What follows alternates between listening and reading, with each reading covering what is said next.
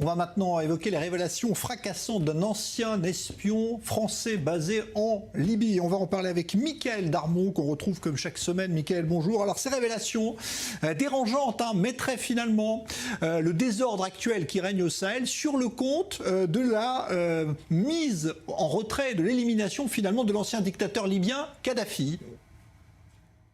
Oui, c'est un témoignage effectivement passionnant et important que livre aujourd'hui donc le lieutenant-colonel Jean-François L'Huillier. Il a été, comme vous l'avez dit, donc agent de la DGSE en poste à Tripoli. Donc, il présente sa thèse dans une interview qu'il a donnée au journal L'Opinion. Selon lui, eh bien, en mettant en place et en avant tous les moyens pour donc lutter contre le terrorisme, eh bien, la France est passée à côté d'évolutions majeures en Afrique. L'ancien agent de la DGSE insiste sur un point.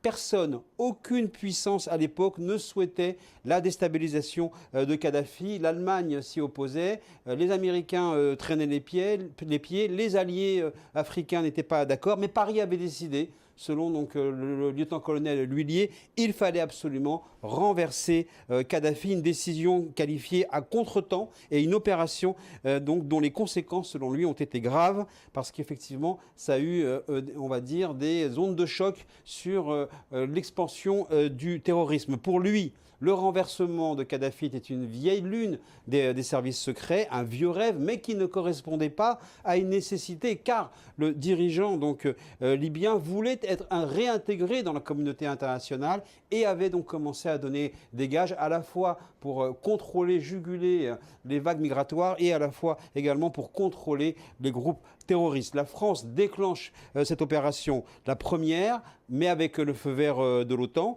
Nicolas Sarkozy, qui avait auparavant mal évalué les manifestations en Afrique, qui avait soutenu les frères musulmans en Égypte, en fait voulait se racheter en fait, une conduite. Et de ce point de vue-là, c'est cette opération à contretemps, dit l'ancien espion français, qui provoque donc une totale désorganisation également de la DGSE sur le terrain.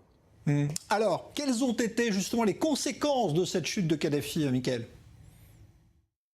Oui, c'est effectivement la chute de Kadhafi qui a provoqué l'exode massif des troupes et de l'arsenal donc djihadiste vers le Mali et sa région. Et c'est là qu'un nouveau terrain d'expansion a été donné. Si Kadhafi n'était pas tombé, dit l'ancien espion, eh bien tout simplement, il aurait aidé à contenir les groupes armés dans sa région. La DGSE avait même tenté à l'époque un rapprochement entre, avec les services français et les services libyens pour pouvoir justement travailler donc, dans la coopération. Mais le niveau politique en a décidé autrement.